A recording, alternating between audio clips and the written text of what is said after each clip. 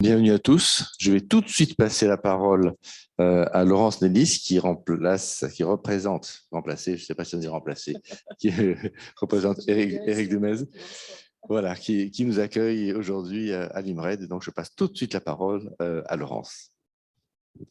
Merci Jean-Bernard. Alors, je vais passer... Alors, bienvenue à tous. Bienvenue à l'IMRED, qui est l'Institut méditerranéen du risque, de l'environnement et du développement durable. Donc, je me présente, je suis Laurence Nélis-Blanc, directrice exécutive de l'Institut, et donc mon collègue Antonio Barros, responsable de la communication, qui va vous accompagner pendant toute cette journée, aussi bien en présentiel qu'en distanciel. Alors, c'est un plaisir de vous accueillir aujourd'hui dans ce magnifique bâtiment, que certains d'entre vous peut-être ne connaissent pas encore. Donc pour cet événement de networking qui est dédié aux professionnels du tourisme et du numérique, co-organisé donc par Télécom Valais, représenté par Jean-Bernard Stitz, et l'Institut du tourisme Côte d'Azur, dirigé par Jean-Christophe Guay.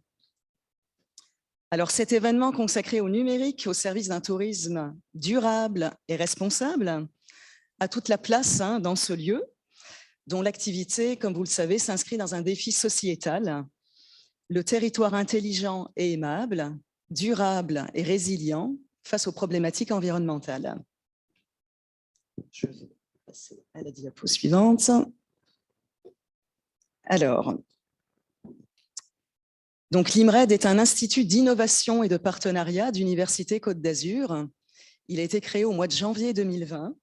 Donc dans les statuts de l'université expérimentale Université Côte d'Azur.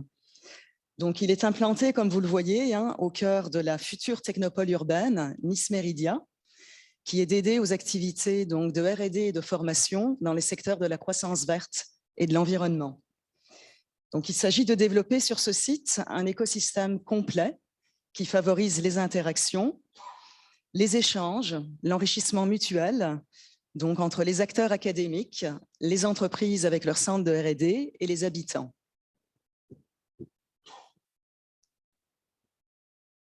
Alors, pour mener à bien ces missions, il fallait donc à l'IMRED un lieu original de création et d'expérimentation qui stimule la mutualisation, qui favorise donc la circulation des idées, la fertilisation croisée au service de l'innovation. Et donc, l'IMRED a intégré ce nouveau bâtiment en septembre 2020, donc il y a pratiquement 2 ans aujourd'hui. Alors, à l'IMRED, on a pour slogan « Inventer la ville méditerranéenne de demain ». Donc, notre activité s'organise autour de 4 domaines d'activité stratégiques. L'énergie au travers donc, des problématiques de bâtiments, quartiers intelligents, la mobilité, les risques et l'environnement. Et bien sûr, en transversalité, l'humain, les citoyens, donc tous les aspects de philosophie, d'éthique, de bien-être, de comportement, d'usage sont au cœur de nos projets Smart City.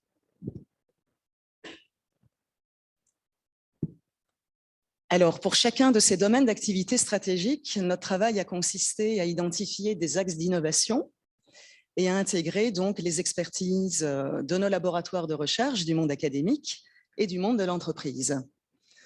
Donc, je ne vais pas tous les faire, je vais peut-être directement rebondir sur le domaine de l'environnement qui nous intéresse un petit peu plus aujourd'hui, de par la thématique.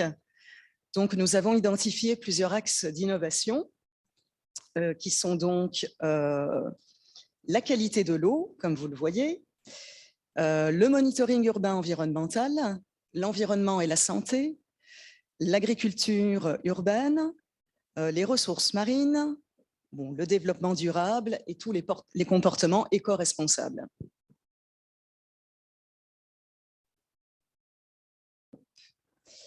Alors, à l'IMRED, nous avons également une mission, c'est de développer une offre de formation tout au long de la vie, donc qui cible les nouveaux métiers dans son champ thématique, et qui permettent de répondre aux besoins des entreprises et des collectivités dans ces différents domaines d'activité stratégique.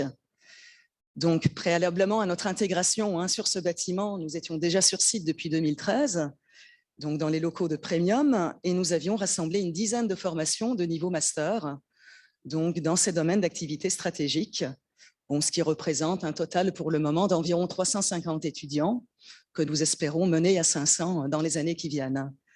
Alors, nous avons aussi lancé donc cette année des formations courtes qui ciblent plutôt des besoins de formation continue.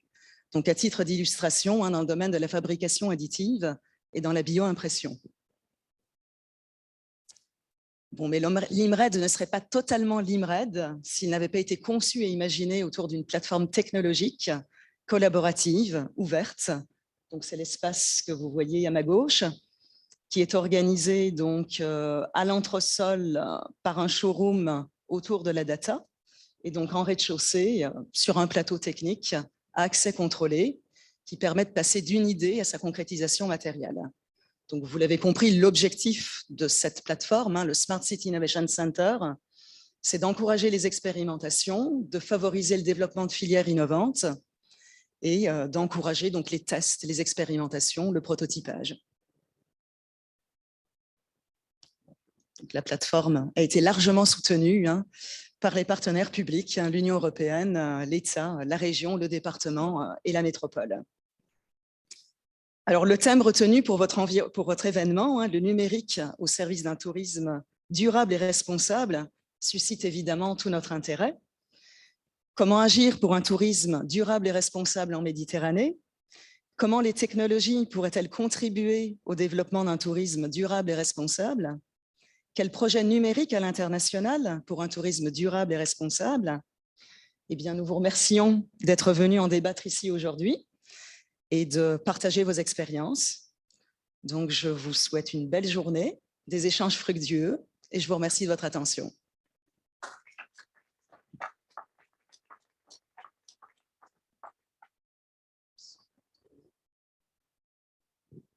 Merci, Laurence. Et tu transmettras nos remerciements, bien sûr, à Eric. Merci.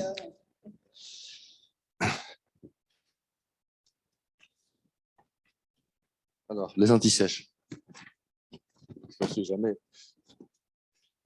Tout d'abord, pour vous dire que nous sommes deux pour animer la communauté M-Tourisme, avec Romain Didier, qui se trouve là-bas. Voilà, donc on nous a fait en sorte au niveau des communautés de Télécom Vallée d'être toujours deux pour justement pouvoir être toujours présent et opérationnel. C'est l'un ou l'autre serait indisponible. Donc, Télécom Vallée, je pense que vous le connaissez tous. C'est l'occasion de faire lever le coprésident, Jean-François Carrasco, voilà, puisqu'il est là, autant que autant qu'il se lève. Donc, merci de votre présence. Le tourisme, ça fait 22 ans que nous avons créé et nous possédons la marque M-Tourisme. À l'époque, les téléphones portables n'existaient pas. Et au niveau de ces journées M-Tourisme, c'est donc la 12e sur laquelle nous faisons en sorte de voir ce que les différentes thématiques technologiques permettent de faire pour aider les touristes, les professionnels, les destinations, tous ceux qui sont en relation avec le tourisme. On sait que le tourisme est important en termes économiques, dans toute la Méditerranée et ailleurs. On sait que la pandémie nous a appris, pour ceux qui ne le savaient pas, à utiliser le numérique.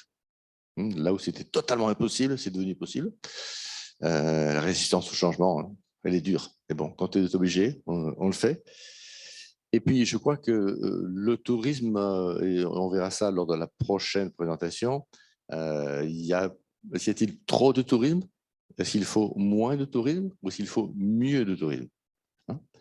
Et nous sommes en particulier une destination de tourisme d'affaires. Et là aussi, comment s'adapter et comment la technologie, le numérique en particulier, permet de s'adapter à cela pour faire mieux, tout en gardant bien sûr une attractivité importante au niveau du territoire. Et sachant que l'attractivité, on a toujours la mer, on a toujours les montagnes, mais nous avons beaucoup de territoires concurrents qui ont aussi la mer, aussi la montagne, et qui ne se sont pas endormis sur le numérique et qui ont poussé un certain nombre de choses là où nous avons plutôt eu tendance à nous endormir sur le sujet, pensant que nous avions la manne des dieux. Donc, j'ai récemment, en recevant des articles, tout le monde parle maintenant du tourisme durable. Certains parlent de tourisme responsable. Donc, c'était un peu normal que finalement, on se réunisse pour échanger. sachant que nous, notre vision, c'est comment le numérique peut être au service du tourisme durable et responsable. C'est un peu notre spécificité. Nous avons eu une extrémiste, mais nous l'avons eu, le haut patronage du ministre délégué en charge du tourisme et des PME. Je dis une extrémiste parce que son chef de cabinet avait dit non, parce que c'est les élections et on ne peut pas. Et puis finalement, jeudi, on a reçu une lettre de lui directement, adressée au coprésident, enfin adressée à moi, mais avec marqué coprésident derrière. Voilà, donc on a réussi.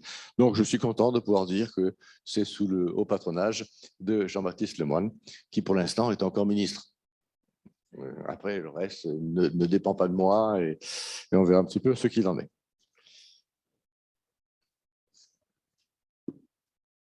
Alors, rapidement le programme. De toute façon, tout est mis sur le PC, donc on le verra régulièrement.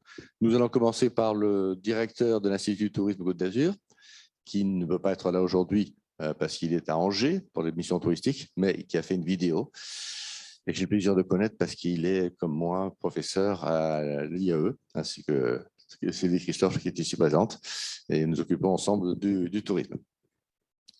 Ensuite, nos partenaires, des FIMED, je ne fais que vous citer, parce que de toute façon, après, il y a les présentations. La CCI Côte d'Azur, Provence Côte d'Azur Event pour le tourisme d'affaires, et le département des Alpes-Maritimes.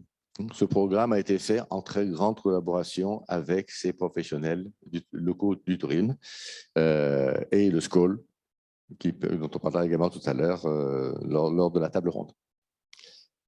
Une petite pause à 11 h, histoire de vous permettre de mettre 5 minutes pour monter au 3e étage, 5 minutes pour boire un café, autre chose, et 5 minutes pour redescendre.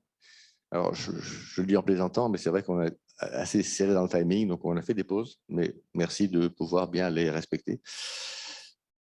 Après la pause, les outils numériques qui ont été développés par des startups sur la Côte d'Azur, like Wisefin, AudioSpot, Tip for Trees et BeSherry. J'aime bien prononcer comme ça. C'est comme ça qu'on dit? BeSherry? Yeah, OK. Le buffet, toujours en haut de l'escalier en colimaçon, pour être en forme. Ensuite, la fameuse table ronde. Chaque année, c'est un petit peu le temps fort de nos journées de tourisme. Cette table ronde à 14 h. Après la pause de 15 h 30, on sera plutôt tourné vers le projet européen.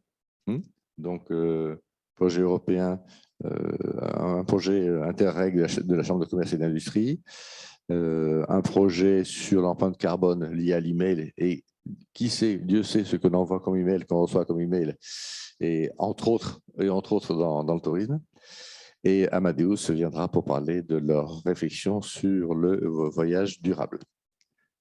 La clôture sera faite par Jennifer Salvarbosa, qui n'est plus présidente de la commission tourisme de la région Sud, mais qui est vice-présidente, et elle est locale à Nice, donc c'est elle qui viendra nous faire le plaisir, une fois de plus, venir clôturer nos journées M-Tourisme. En termes d'animation, donc vous avez derrière vous, enfin il est caché là derrière, l'écran tactile, non pas tactile justement, on ne touche pas, Justement, il ne faut pas le toucher, il faut se mettre bien où il faut. Donc Motion, donc, une start-up adhérente à Telecom Valley et à d'autres entités qui sont ici, donc spécialisée aux écrans sans contact et intelligents. Et donc, allez-y, allez voir, allez expérimenter pendant les pauses. Sybille vous accueillera sans problème. Et vous pouvez même prendre des photos. Et aussi la solution de conciergerie du Novotel Centre qui peut être présentée. Malongo nous accompagne systématiquement chaque année. Donc voilà, donc on le cite et c'est bien normal. Et puis mon étudiant, il est passé où? Bizen. Donc bon, j'ai un des étudiants qui est en alternance dans la société Bizen et qui propose des boissons, là une fois écologiques, durables, et donc que vous pourrez goûter à l'étage au-dessus. Donc nos partenaires, je vous ai quasiment déjà tous cités, donc c'est un principe, ça ne restera pas plus bas. Voilà, et en particulier l'IMRED, enfin l'Université Côte d'Azur plusieurs fois en tant qu'IMRED, en tant qu'ITCA, l'Institut du tourisme Côte d'Azur. C'est l'Institut fédératif de recherche tout nouveau, dont le directeur opérationnel se trouve être là.